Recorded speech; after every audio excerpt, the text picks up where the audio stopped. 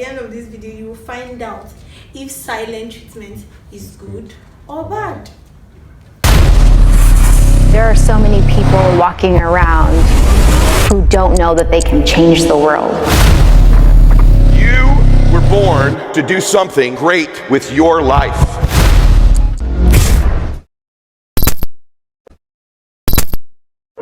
Welcome back to Tilo TV section. Hope you guys are doing so well. I'm Blessing. I am Ebenezer. So, if this is your first time of watching our channel, please subscribe, like, hit the notification bell, and share. Now, today we'll be talking about an interesting topic. And our topic today is silent treatment. Is it good or bad? Yes, we want to know find this. out. Yes, we'll find out. First, before we go into the topic, I'd like to watch this video. Look on your screen. To be playing now. Some people, they use silence as a weapon. I'm not going to talk to you for the next 30 days. 30 days of silence is the punishment I'm going to give you. This is why one of the tactics we use to build strong marriages is not to even focus on your faults, but instead we focus on your friendship. If you are dependent on each other and the relationship is strong, a lot of the other things you are battling will fade. There's a way you are so dependent on your spouse, you can't keep malice for 30 days. You can only keep malice for 30 days if you don't really need each other. If you do too many things together, your malice can't last more than 30 minutes. So, I guess you guys have also seen this video with me. That is our Pastor Kingsley. Now, I know that a lot of people see silent treatment as the best way to solve an issue. I don't know why.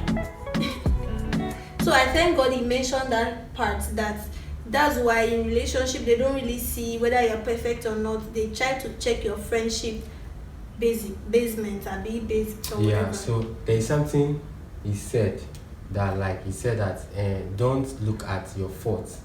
Yeah. But look at the friendship. Yes. So many times, whatever things, whether it's in relationship or marriage or whatever things, with friends or colleague, anything, you look at you don't look at the fault. Either the person is the fault or you are the fault or you are the thing. You look at the relationship, the friendship and the relationship. So what can you do at that moment to make the relationship move forward so that you people will not be separated because of those things? Yeah. So that is the first thing. Look at it. So if you look at those things, you not keep silent. You give someone silent treatment. You not have that thing. So I don't know. I've heard some men say instead of me hitting my wife, I'll give her silent treatment for 1 month, for 30 days. Some women do it too, because maybe they had a little misunderstanding. They will not talk to their husbands for days or weeks, or even friends safe, or let's say even co-neighbor or roommates. See, silent treatment is not the best way to solve an issue at all. It is never a best way to solve an issue. I don't know why people see silent treatment as an option. You know why? Someone that you're even keeping malice with or giving the person silent, something might be wrong with you and you die in the process. The person will not know because you are not talking. I don't want to talk to this person.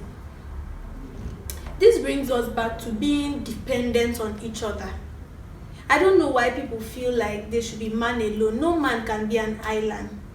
But some people feel like I do. See, being that dependent too is not just about money. Yes, women should have money, men should have money, fine. But this doesn't make you self-dependent. I can do without him. I can do without her. What is it she's doing for me? Or what is this man doing safe? Is it not to cook at home? Is it not to go to work? Listen, you guys need each other. That's why marriage was even invented in the first place, or that's why friendship was invented in the first place. A lot of people too, if you have a friendship base, I don't know if you notice this, but if I'm lying, please tell me in my comment section. If you have a friend, no matter how bad that friend is, and no matter anything wrong the friend has done to you, there's this feeling that it's not your fault, it's my fault now, and you forgive that person. Immediate person will tell you sorry, I'm sorry now. You just look at the person in your mind, someone like me, it's not your fault, it's my fault. It's me that come here, that's why you're doing all this thing. And you will laugh. and that thing will just go. But when you don't see your spouse as your friend, that's when you start taking things too personal. Too personal. He said this to me, I will never forgive him. Or she said this to me, I will never forgive her. That is when you've tried to take your marriage out of the normal zone to the over serious zone. Firstly, you guys should be like friends. That's when the marriage will even sweet to start with. Now, not to talk of doing, I don't know how people do it, but silent treatment is not the best way. Silent treatment is not an option. It's not. There is, no matter what's happened, you people can solve. Talk. Nothing can solve. So you should not say, okay, I'm not talking with the person, or I'm not doing this. So because the moment you begin to say that I'll do those treatments, these things will begin to grow. Just like a wound. Yes. Begin to grow. Then it escalates to something you did not expect. There's one thing about anger. Even the Bible says, do not let the sun set to meet you angry. God that wrote that thing is wise enough to know why he said that. So he knows that if you let the anger stay from morning till sunset, it will increase. Because at that time, anything the person will be doing will be irritating you. So definitely you'll see another reason, another point to get upset. If you're angry with the person, maybe you keep quiet. The person is talking, you're very angry, you're very furious, you keep quiet. When the person is done talking, you just keep quiet. Your anger comes down, you tell the person, this thing you said, don't say it again, I don't like it. I don't like this particular thing you did. If you do it again, I'll be upset. The person will say, which thing did I do? It's better people just misunderstand or understand each other at that moment, at that heat. This thing you did, I did not like it. This person will say, me, I like this thing. It's not wrong. People just, that time people are saying those things. If it's people that consider themselves as friends, this one will laugh, this one will laugh. Leave me, Joe, and that thing is done. Other than saying, I really see that it's those people that want to be overly dependent that like doing that thing. Me? But when you see your partner as, I can't do without this person. I'm not saying you should carry your life and go and put in your partner's life. No. The Bible says that the wife is an helpmate. That means he knows that the man needs the help. He knows that the woman needs the man and the man needs the woman. That is why he brought the two of them together. So I don't see this gender equality or this one or that one. It's like as a woman, if you feel you are so self-dependent, sit down and pamper yourself now. Sit down and do yourself fine girl, beautiful girl. You buy something and put in your mouth. Even if you appreciate yourself, it will even look awkward to you. Why am I the one doing this thing to myself? You understand? that's true. So you need that man. Dress up and tell yourself you are beautiful, you are beautiful, you are beautiful. As a married woman, your husband is there. When your husband would have been complimenting you, or you even have a friend that used to shower praises on you just because you are doing malice. You look, even when the person will tell you are beautiful, you just you go to the mirror. Yeah, I'm beautiful, I am fine. For what? God placed those people in your life for a reason. They say life is like a moving train. Passengers come in and come down.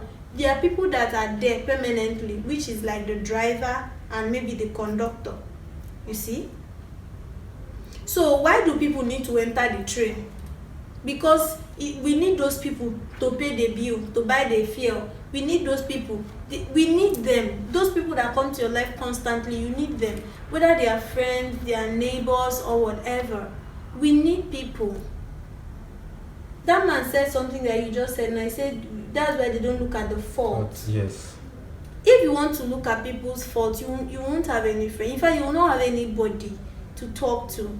You won't even have anybody. Because the person who will mostly wrong you are the people who you love. That's the truth. So you just be ready for those For people.